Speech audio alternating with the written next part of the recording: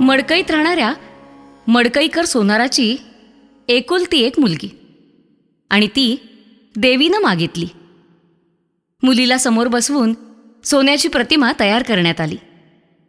जसजशी प्रतिमा घडू लागली तसतशी मुलगी घटू लागली, वाळू लागली. प्रतिमा तयार झाली, देवीला अर्पणही केली, पण मुलीचं मात्र देहावसान झालं. हा काय प्रकार झाला? सोनारास तर काही कळेना. तेव्हा ती देवताई दृष्टांत देऊन त्याला म्हणाली, अरे, तुझ्या मुलीनं माझं रूप धारण केलंय, त्यामुळे ती माझ्यात विलीन झाली. पण दरवर्षी माहेरवाशीण म्हणून मी तुझ्याकडे येत जाईन, आणि आजही ही परंपरा मडकई गावामध्ये चालू आहे. या मूर्तीच्या दर्शनानं साक्षात देवीच्या दर्शनाचा आनंद मिळतो. मग चला तर आपणही मडकई गावात जाऊन